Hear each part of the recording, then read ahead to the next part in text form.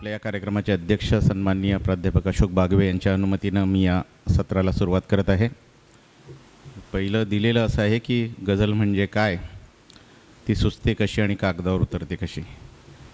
गझल म्हणजे काय ही एक तांत्रिक व्याख्या केली तर आम्हाला सर्वांना माहिती आहे. जे जे गझल लिहितात, जे जे कविता लिहितात, जे काव्यप्रेमी आहेत, साहित्यप्रेमी आहेत, त्या सर्वांना माहिती आहे. 5 शेरांची माळ, पाचही शेर एकाच वृत्तात असावेत, अलामत रदीफ काफिया पाळलेला असावा आणि 2 शेरामध्ये दोन ओळींमध्ये परस्पर संबंध असावा.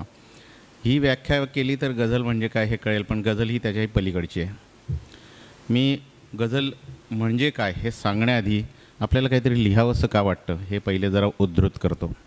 आपल्याला बघा, विचार करा की खूप जणं लिहिणारे आहेत, खूप जणं वाचणारे आहेत, आणि तर एखाद्याला अमुक एक गोष्ट लिहाविषयी का वाटते, का लिहितो आपण? कविता का लिहितो, गझल का लिहितो, लेख का लिहितो, पोवाडा का लिहितो, स्फुट का लिहितो, एखाद्या प्रवास वर्णन का लिहितो? तर या लिहिण्याची उर्मी जी आहे ती पहिले आपल्याला कळली पाहिजे. नाहीतर माझा एक मित्र लिहितो आहे आणि त्याला येतं आहे, मी पण 10वी पास आहे, मलाही यायला पाहिजे, मीही लिहायला सुरुवात करेन. गझल, कविता, काव्य, साहित्य असं नाही आहे. असं आहे बघा, हे मानसशास्त्राशी थोडं जोडलेलं आहे की आपल्याला काहीतरी सांगायचं असतं.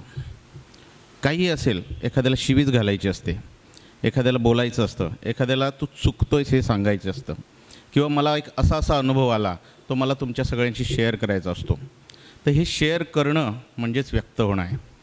आता ज्याला वाचता लिहिता येतं, ज्याला ही तंत्र कळलेलं आहे, ज्याला साहित्य काय हे समजलेलं आहे, तो त्या तंत्राचा उपयोग करून आपल्या एखाद्या कृतीतून लिहेल, आपल्या साहित्य कृतीतून व्यक्त होईल. असं नाही की हे साहित्यातूनच व्यक्त व्हायला पाहिजे. मला एखादी गोष्ट खटकत असेल, ती राजकारण्यांवर खटकत असेल, समाजातील घटकांवर खटकत असेल, किंवा काहीतरी माझ्या सिविक समस्येवरची खटकत असेल, किंवा एखाद्या अंधश्रद्धेवरची खटकत असेल, तर मला व्यक्त व्हायचं असतं. असं असतं की माझ्या मित्राला मी तोंडावर सांगू शकत नाही. एक उदाहरण देतो की हॅलिटोसिस एक आजार आहे की आपल्या तोंडाला खूप घाण वास येतो आणि आपल्या मित्राच्या तोंडाला घाण वास येत असतो, आपण सांगू शकत नाही. कसं सांगायचं याला. अशीच आपली काहीशी परिस्थिती समाजात असते, आपल्याला सांगता येत नाही. ते सांगता येत नाही तर ते सांगायला आपल्याकडे व्यक्त व्हायला एक मोठं सशक्त माध्यम आहे साहित्य. एखादी गृहिणी असेल, तिला आपल्या नवऱ्यावर खूप प्रेम असेल, ते प्रेम व्यक्त करायचं आहे, तिला बोलता येत नाही, ती तिच्या भावना लगेचच सांगू शकत नाही, किंवा ती आपली म्हणजे ऑर्थोडॉक्स फॅमिलीमधली आहे, तर तिला हे व्यक्त होत नाही. ती काय करेल तर नवऱ्याला खूप चांगलं जेवण बनवून देईल आणि मग हळूच सांगेल. माणूस आपल्या आवडणाऱ्या माणसालाच जेवण चांगलं बनवत असतो. म्हणजे ती व्यक्त झाली की माझं तुझ्यावर प्रेम आहे, मला तू खूप आवडतोस. लेट दॅट बी नवरा किंवा अजून कोणीसुद्धा. एखादा माणूस चित्र चांगलं काढेल, एखादा माणूस एखादी कलाकृती बनवेल, आणि आपल्याला जेव्हा सांगायचं भरपूर असतं पण आपल्याला व्यक्त होता येत नाही, सांगता येत नाही, तेव्हा आपली घुसमट होते. ती घुसमट होते, ती मनोविकाराला कारणीभूत होते. ती घुसमट मग वेगवेगळ्या मार्गाने बाहेर पडते. कोणत्या मार्गाने? एखाद्याला राग येतो, एखाद्याची तडफड होते. म्हणजे अगदी घरी आला आणि घरात चप्पल व्यवस्थित ठेवली नसेल तर तो अकांड तांडव करतो. चप्पल व्यवस्थित न ठेवणं ही काही मोठी गोष्ट आहे का? याच्याने भांडायला पाहिजे का? याच्याने काय मारामारी सुरुवात करायला पाहिजे किंवा शिव्या द्यायला पाहिजेत का? नाही. पण चप्पल नीट न ठेवणं हे त्याच्यातल्या मनोविकाराचं लक्षण आहे. त्या चप्पल नीट न ठेवल्यामुळे जर तो ओरडत असेल, शिव्या देत असेल, तर याचा अर्थ त्याला काहीतरी खूप सांगायचं, त्याच्या अंगात राग साठला आहे, तो त्याला व्यक्त करता येत नाही. दॅट मे बी राग असेल, किंवा त्याला एखादी गोष्ट व्यक्त करायची असेल, त्याला एखाद्याबद्दलचा संताप सांगायचा असेल, किंवा समाजात एखादी गोष्ट चुकते सांगायचं असेल, किंवा घरात मला कुणीच विचारत नाही हेही त्याला व्यक्त व्हायचं असेल, कुठलंही काहीही व्यक्त व्हायचं असेल, ते त्याला व्यक्त होता आलं नाही तर मग त्याला मनोविकार जडतात. राग येतो, डिप्रेशन होतं, शिझोफ्रेनिया होतो. हे खूप सारे गोष्टी सांगतो तुम्हाला because I am a doctor. परंतु हे मनोविकार होतात एवढं एक ध्यानात ठेवा. आणि हे मनोविकार होऊ द्यायचे नसतील, आपल्याला आपल्या पोटात जे जे साचलं आहे ते सांगायचं असेल तर त्यासाठी वेगवेगळ्या माध्यमातलं एक अतिशय सशक्त माध्यम आहे साहित्य. आणि ते साहित्य, समजा मी जर असा विचार केला की आपलं जीवन किंवा आपलं आयुष्य म्हणजे पृथ्वी आहे, तर त्या पृथ्वीवरचं पाणी म्हणजे साहित्य आहे जे आपण वाचलं पाहिजे. पृथ्वीवर जे पाणी आहे, पाणी खूप जास्त आहे, जागा लँड खूप कमी आहे, तर हे पाणी हे साहित्य आहे. आणि पाण्याला जर आपण साहित्य मानलं, पाण्याला समुद्राला जर आपण साहित्य मानलं, तर त्या समुद्राचं जेव्हा मंथन करतो, नीरचं मंथन करतो, तेव्हा क्षीर निघतं, म्हणजे दूध निघतं. हे दूध हे त्या साहित्यातलं काव्य प्रकार आहे, कविता आहे. म्हणजे जे खूप साऱ्या मोठ्या ग्रंथांनी व्यक्त होता येत नाही, ते एका कवितेने व्यक्त होता येतं. आपण रामायण हा खूप मोठा ग्रंथ बघितलेला आहे आणि त्याचबरोबर गदिमान यांनी आपल्या माडगुळकर यांनी बाबूजींनी गायलेलं गीत रामायणी आपण ऐकलेलं आहे की जे तितकंच प्रसिद्ध आहे. त्यामुळे रामायण हे जेव्हा गायलं, जेव्हा त्याची गीत झालं, त्यावेळेला ते त्याहूनही जास्त प्रसिद्ध झालं. महाराष्ट्रात तर गीत रामायण कोणी ऐकलं नाही असा एकही माणूस नसेल. म्हणजे काय आहे की साहित्यातल्या इतर प्रकारांपेक्षा गीत हा प्रकार, कविता हा प्रकार अतिशय चांगला प्रकार आहे की कमी वेळात आपण व्यक्त होऊ शकतो, कमी शब्दात आपण व्यक्त होऊ शकतो. आणि कवितेचं गमकच आहे की ते अल्पाक्षरी असते, खूप कमी शब्दात मांडलेली असते. म्हणजे 1-2 पानांचा फापट पसारा आपण 6-7 ओळीमध्ये व्यक्त होऊ शकतो. म्हणून मी म्हणतो की साहित्य हे जर समुद्र मानलं तर त्याच्यावरचं दूध म्हणजे कविता आहे. आणि गझल हा त्याहून चांगला प्रकार आहे की कवितेची कविता म्हणजे त्या दुधावरची साय म्हणजे गझल आहे. तर आपण बरेच जण म्हणतील की 5 शेरांची कृती म्हणजे गझल, तर मी म्हणतो या साहित्याच्या दुधावरची म्हणजे कवितेच्या दुधावर जी साय साठलेली आहे ती गझल आहे. आणि ती गझल म्हणजे गझलेच्या अनेक व्याख्या झाल्या. उदाहरणार्थ तुम्हाला आणखी एक व्याख्या सांगतो की एक हरण पळते आहे, तिच्या पाठीमागे शिकारी लागलेला आहे. हरण तीव्र वेगाने पळते, शिकारी त्याच्याच वेगाने पळतोय. पळता पळता हरणाची शिंग आहेत ते एका झुडपात अडकतात. झुडपात अडकल्यामुळे आता माझ्यावर काय प्रसंग आला आहे, शिकारी किती जवळ आहे हे बघण्यासाठी हरण मागे वळतं आणि बघतं. आणि त्याच वेळेला तो शिकारी प्रत्यंच्या ताणून बाण मारायच्या तयारीत असतो. ते बाण मारत असताना हरणीच्या डोळ्यात जे कारुण्य साठलेलं आहे ते कारुण्य म्हणजे गझल, अशी एक व्याख्या झालेली आहे. म्हणजे गझल काय हे वेगवेगळ्या अँगलने पाहिलेल्या गोष्टी आहेत. काही माझ्या अँगल मी सांगितले, काही सर्वमान्य प्रकारातले अँगल सांगितले. तर गझल ह्या बाबीला म्हणतात, एकतर आपण व्यक्त व्हावं, व्यक्त होण्यासाठी अतिशय कमी अक्षर, कमी शब्द शोधावेत, त्या शब्दातून व्यक्त व्हावं. आणि दुसरी अट अशी आहे की हे जे मी काही म्हटलं, हे जे मी काही थोड्या शब्दात सांगितलं, ते शब्द तुम्हाला कळले पाहिजेत. नाहीतर एक शेर असा आहे की त्या शेरामध्ये उर्दू शेर आहे की बाबा बागेत जाऊ नकोस नाही तर तुझा खून होईल. तर काय होईल, तर बागेत गेलास, मग फुलाला उंगलस, मग त्या फुलाचे मध असतो, त्या मधातून मेण निघेल, त्या मेणाने मेणबत्ती तयार होईल आणि त्या मेणबत्तीवर तो भुंगा जाईल आणि मरून जाईल. म्हणजे अशा प्रकारची बादरायण संबंध लावलेलं शेरसुद्धा असतो. तर हा शेर समजू शकत नाही, समजत नाही किंवा समजवण्यासाठी अशा दीर्घ रसग्रहणाची गरज पडते. गझलेत ही अट नाही. आपण जे काही बोलू ते समोरच्याला तात्काळ कळलं पाहिजे. दॅट इज कॉल्ड गझल. मला वाटतं गझल म्हणजे व्याख्या इतकी पुरेशी. मी अजून काही बोलू, गझलेवर अजून अर्धा तास बोलू शकतो. तर त्याच्यानंतरचा दुसरा भाग आपल्याला सांगितलं आहे की गझल सुचते कशी आहे ना, आणि नंतर आहे कागदावर उतरते कशी. असं आहे की आम्ही 2 वक्ते आहोत बरं का, आम्हाला दोघांना 45 मिनटाचा वेळ आहे. तर मी माझी गझलेची व्याख्या सांगतो, मी गझल मला सुचते कशी सांगतो, आणि मी गझल कागदावर उतरती कशी सांगतो. आणि त्यानंतर मग नंदू भैया the same thing would be repeated की कारण गझल कशी काय आहे ही माझी व्याख्या वेगळी आहे, नंदू भैयाची वेगळी आहे. आणि मला सुचते कशी माझी सुचण्याची पद्धत वेगळी आहे, नंदू भैयाची वेगळी आहे, ज्ञानेशची वेगळी आहे, रुपेशची वेगळी आहे, वैवकूची वेगळी आहे. आणि तशीच ती उतरते कशी ह्याबद्दलही वेगवेगळे आपले प्रकार आहेत, वेगवेगळ्या आपल्या पद्धती आहेत. त्यामुळे आता गझल काय हे मी ढोबळमानाने तुम्हाला सगळ्यांना सांगितलेलं आहे की गझल नक्की काय. बघा, या पलीकडे गझलेची काहीच व्याख्या नसते बरं का. आता आपल्याला दिसतं आहे की गझल लिहिणारे खूप हात आहेत, खूप म्हणजे मला वाटतं 1000च्या पेक्षा वर माणसं गझल लिहित असतील. माझेच जवळजवळ 40 ग्रुप आहे, एका ग्रुपमध्ये 257 माणसं आहेत. म्हणजे विचार करा किती गझलकार असतील. ऑफकोर्स या सगळे बऱ्याच ग्रुपमध्ये कॉमन गझलकार आहेत, परंतु इतकी प्रचंड जणं गझल लिहित आहेत हे आजचं सत्य आहे.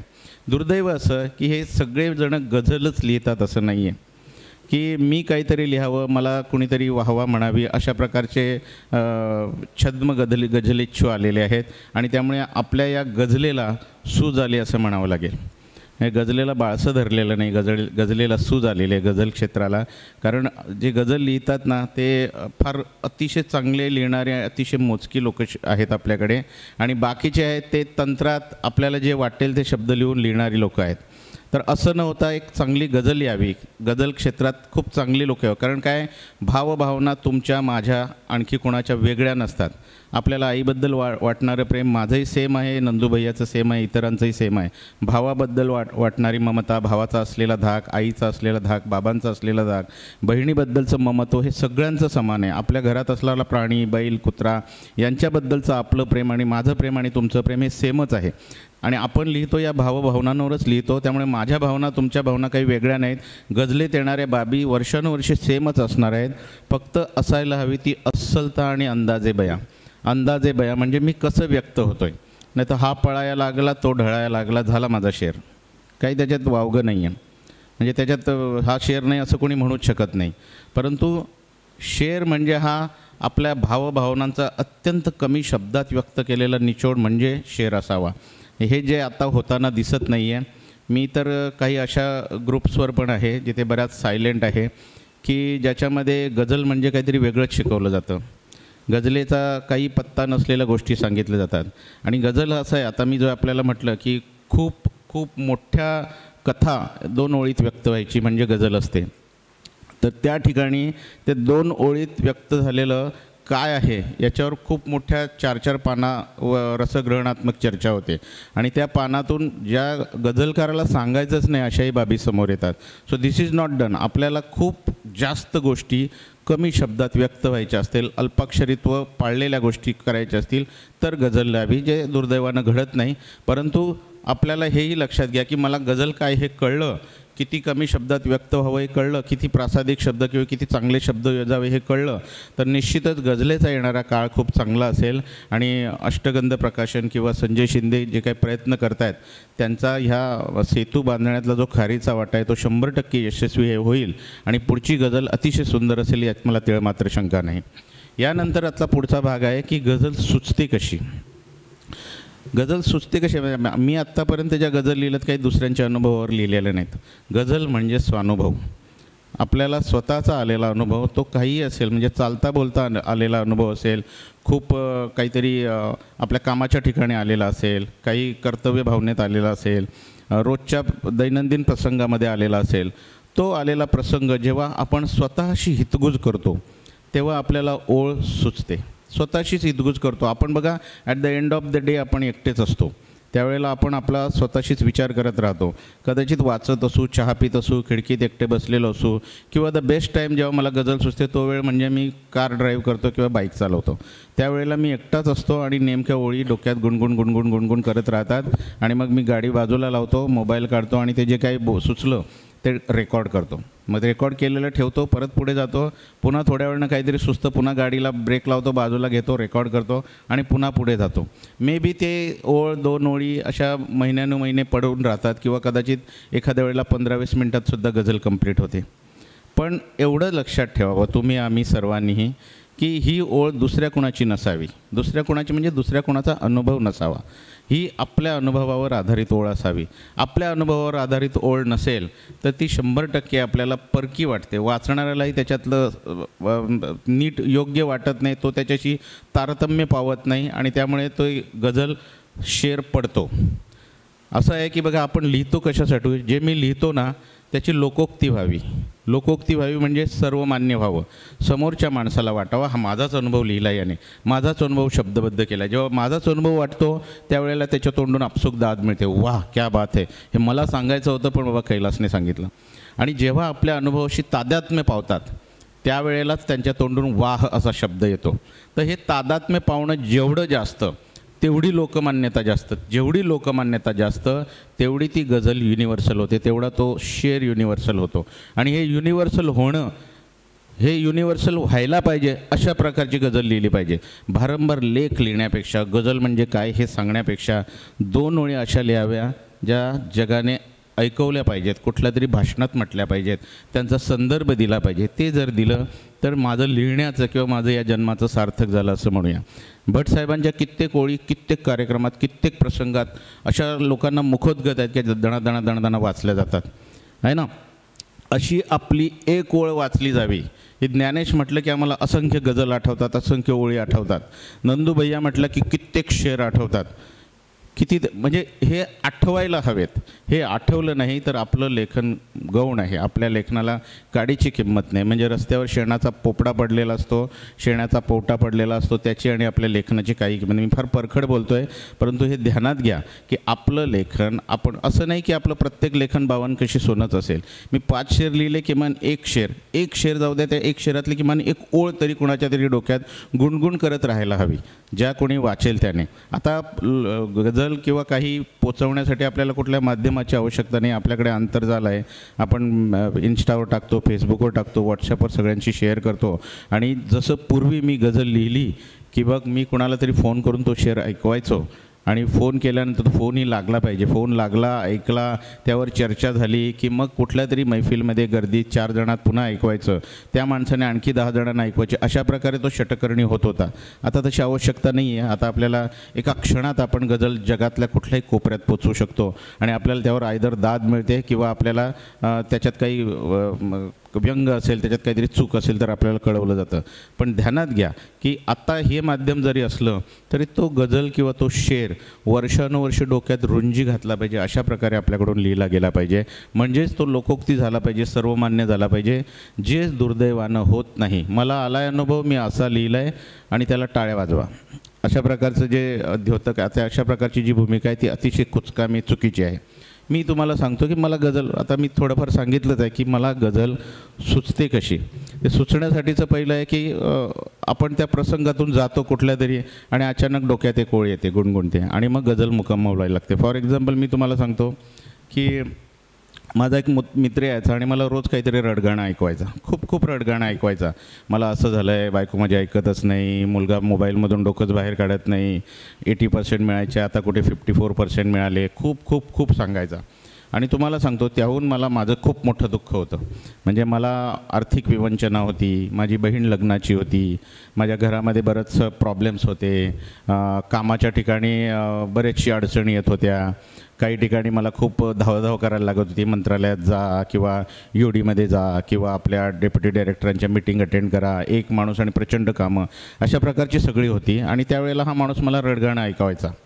त्यावेळेला मला असं म्हणजे हे रडगाणं ऐकवलं गेलं, मी तोंड धुतलं, नाश्ता केला आणि जायला निघालो. बाईकवर मला शेर सुचला आणि मी तो हे केला, मी नोट डाऊन केला, जॉट डाऊन केला की रोज सकाळी 4 बाटल्या रिचवत असतो, पेलाभर दुःखाचे कौतुक नकोसं सांगू.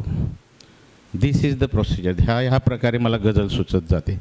किंवा मी एकदा असं होतं की मला एका माणसाकडे एका काम करण्यासाठी जायचं नव्हतं, अजिबात जायचं नव्हतं. म्हणजे तो माणूस, त्याला वगळून मला काम करायचं होतं, त्याला विनंती करायची नव्हती. म्हणजे त्या माणसाची माझं काही पर्सनल वैर नव्हतं, पण तो माणूस मला चांगला वाटत नव्हता. परंतु वेळ अशी आली की मला त्याच्याकडे जावंच लागलं एका कामासाठी. त्याच्याकडे गेलो, हसून खेळून त्याच्याकडनं काम करून घेतलं. हे माझ्या मनाविरुद्ध झालं. त्यावेळेला माझ्या डोक्यात आलं की हे जीवन म्हणजे वर्तुळ आहे, ते वर्तुळ कंप्लीट केल्याशिवाय आपल्याला करताच येत नाही, जाताच येत नाही. म्हणून मी ते एक म्हणालेलो की जीवनाच्या गोल चाकोरीतला कोपरा शोधायचा आहे तुला. जीवनाची चाकोरी गोल आहे आणि मला कोपरा शोधायचा होता. त्या गोल चाकोरीत मला तो माणूस आणायचा नव्हता, परंतु कोपरा शोधावा लागला, त्या माणसाकडे मला जावं लागलं. हे सांगतोय अशासाठी की आपल्याला सुचणं हे खूप असं इझिली आलं पाहिजे. म्हणजे मला जो प्रसंग, फॉर एक्झाम्पल माझ्यावरनं खूप कर्ज होतं, माझ्या घराचं कर्ज होतं, आणि त्याच वेळेला माझ्या बहिणीचं लग्न आलं होतं. तर मला ते कसं करावं कळत नव्हतं. आणि सडनली सांगतो की माझ्याकडनं पैशाची अरेंजमेंट झाली. माझे काही जुने लोकांना दिलेली देणी होती ती त्यांनी परत आणून दिली मला. मी माझ्या घराचं कर्ज फेडलं आणि बहिणीचं लग्नसुद्धा झालं. लिटरली मी असा मस्त मुक्त झालेलो. पण का कोण जाणे, रोज मला ती दडपण असायचं, मला काहीतरी कुणाचं तरी फेडायचं आहे. त्यावेळेला मला शेर सुचला होता की दाब दुःखाचा पडावा अंगवळणी एवढा, दाब दुःखाचा पडावा अंगवळणी एवढा, श्वास झाला मोकळा की कोंडल्यागत वाटते. म्हणजे माझ्यावर श्वास माझा मोकळा झाला होता, पण तरी मला इतकी सवय पडलेली की रात्री झोप नाही यायची. मी विचार करतो, अरे माझं कर्ज फेटलं, लग्नाचं सगळं झालं, आता मी फ्री आहे, मला का झोप येत नाही. सो ती सवयच एवढी लागली होती मला की श्वास झाला मोकळा की कोंडल्यागत वाटते. सो दीज आर, म्हणजे हे असे गोष्टी आहेत. तुम्हाला सांगतो की ह्या गोष्टींची प्रामाणिक राहूया. म्हणजे आपला एक झरा झरतो, नदी, चंद्र, डोंगर, दर्या, ह्या वर्णनात्मक गोष्टी म्हणजे शेर नव्हेत. ध्यानात घ्या, हे सगळ्यांच्या वर्णनात तीच भावगीते येतात जी येऊ नयेत. म्हणजे झुळझुळ पाणी वाहत आहे आणि मला माझ्या घरची आठवण येते, काही साम्य, काही राबता नाही आहे याच्यामध्ये. की बाबा मला विहीर दिसली आणि मला कोणाच्या तरी आत्महत्या आठवल्या, हे अपील होणारीच गोष्ट नाही आहे. अपील होण्यासाठी इट शुड बी स्वानुभव. आपला अनुभव असेल तर मी सांगतो 100% अपील होतं. आणि अपील होतं म्हणजे काय की मी, आपल्याला आनंद कधी होतो, मी गझल लिहिली, मी पोस्ट केली, 100 जणांनी दाद दिली, कोणीतरी फोन करून सांगितलं, अरे काय लिहिलंस यार तू, भन्नाट लिहिलंस, त्यावेळेला आपला अंतरात्मा सुखावतो. कारण काय असतं, आपली गरज असते व्यक्त होणं. आणि नुसतं व्यक्त होणं म्हणजे गरज भागते असं नव्हे, की मी व्यक्त झालेलं 4 लोकांनी वाचलं आहे आणि त्यावर त्यांनी दाद दिली आहे म्हणजे ते त्याच्याशी तादात्म्य पावले. ही घटना जेव्हा घडते तेव्हा आपला मनोविकार निघून जातो, आपल्याला मनोविकार होत नाही, आपण व्यक्त झालो आणि that circle has been completed. तर हे व्हायला हवं असतं, म्हणून आपण गझल लिहायची असते, म्हणून आपण व्यक्त व्हायचं असतं. आणि ते व्यक्त चपखल शब्दात व्यक्त व्हायचं असतं. मी दुसऱ्या कोणाच्या तरी डोंगराचं वर्णन केलं म्हणजे माझ्या मनातली भावना नाही सांगितली है ना. माझ्या मनातली भावना म्हणजे मला जे वाटतंय ते एक्सप्रेस व्हावं लागतं. ते एक्सप्रेस होणं म्हणजे गझल कागदावर उतरवणं किंवा गझल सुचणं असं आहे. तर हे लक्षात घेऊया. म्हणजे नॉट ओन्ली गझल, आपल्याला कुठली कथा सुचणं, रूपक सुचणं, आपल्याला पोवाडा येणं, आपल्याला काहीतरी सांगणं हे आपल्या भावनांशी तादात्म्य असेल तर ते चांगलं उतरतं. ह्या 2 बाबी आपण लक्षात ठेवूया. पहिलं म्हणजे बाबा गझल म्हणजे काय आणि गझल सुचते कशी. काही जणांची सुचण्याची प्रक्रिया फार वेगळी असते. एक असं म्हटलं जातं की दुनिया जिंकायची असेल की जग जिंकायचं असेल तर आधी जग पाहिलं पाहिजे है ना. जग जिंकायचं असेल, आपल्याला चांगली गझल लिहायची असेल तर चांगली गझल काय हे आधी वाचली पाहिजे. हे वाचण्यासाठी आपल्याकडे प्रचंड साहित्य आहे. प्रचंड म्हणजे दिवाने गालिबपासून आत्तापर्यंतचे जेवढे प्रकाशित झालेले तेवढे आपल्याला संग्रह मिळवू शकू किंवा आपल्याला PDF मध्ये मिळतील, टेलिग्रामवर मिळतील. हे आपण वाचले ना तर आपली एक तबियत तयार होती गझलची. तबियत म्हणजे कसं व्यक्त व्हावं, चांगल्या प्रकारे कसं व्यक्त. आपण जेवढं निकृष्ट वाचू तेवढं निकृष्ट लिहू, आपण जेवढं चांगलं वाचू तेवढं चांगलं लिहू. पण याच्यात एक गोम अशी आहे की आपली तबियत त्या धाटणीची होते आणि आपल्यावर शिक्का पडू शकतो की हा त्या माणसासारखं लिहितो किंवा हा त्या माणसासारखं व्यक्त होतं किंवा त्या कवीसारखं व्यक्त होतो. किंबहुना कधी कधी असंही होतं की त्या कवीच्या मनातला खयाल किंवा कवीने कधीतरी सांगितलेला खयाल कदाचित आपल्याकडून रेप्लिकेट होऊ शकतो. आणि मग आपल्यावर काही माणसं बोलू शकतात की याने काहीतरी कॉपी केले, याने काहीतरी चोरलं आहे. बघा, जगातल्या भावभावना सगळ्या समान आहेत, फक्त अंदाजे बया वेगळा असतो. पुन्हा पुन्हा मी हे सांगतो की आपल्याला आलेले अनुभव आणि हा अंदाजे बया हे ठरवतं आपल्याला की आपण चांगला गझलकार आहोत, वाईट गझलकार आहोत, चांगलं व्यक्त होतो, वाईट व्यक्त होतो की कसं व्यक्त होतो. आणि त्यानंतर मग जसं कागदावर उतरते कशी, तर पहिली एक ओळ किंवा एक शेर हा आमद का शेर असू शकतो. म्हणजे वरून आला आहे, मी चालतोय बोलतोय आणि मला एक सुचलं. एक ओळ सुचू शकते, 2 ओळी सुचू शकतात, 2 शेर सुचू शकतात.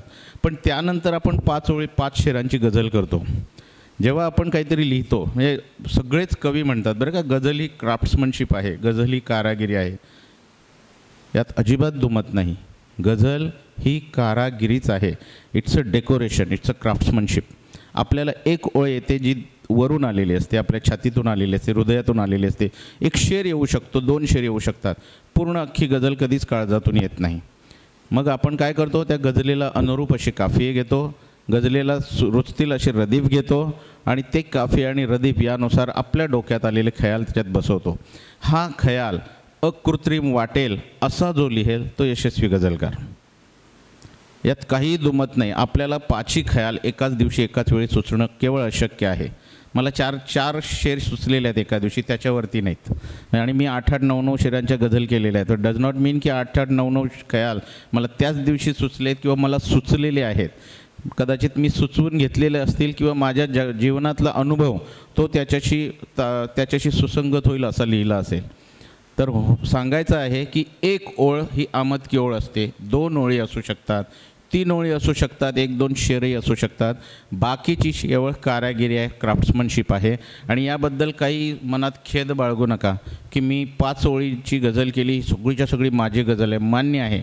पण त्या सगळ्या ओळी आपल्याला सुचलेल्या नसतात.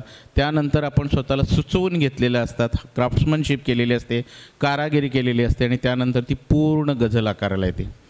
या सर्व गोष्टीमध्ये एकच गोष्ट सांगायची आहे की कृत्रिम लिहू नका, अकृत्रिम लिहा.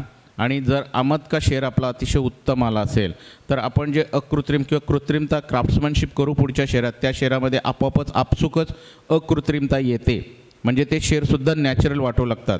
आणि ते नॅचरल शेर लिहून 5ही शेरांची गझल रसिकापुढे सादर करणे आणि ही कलाकृती, ही विधा गालिब आणि भटसाहेब यांनी जी आपल्याला दिलेली आहे ती पुढे चालवत ठेवणे हे आपलं कर्तव्य, हे आपलं काम आहे.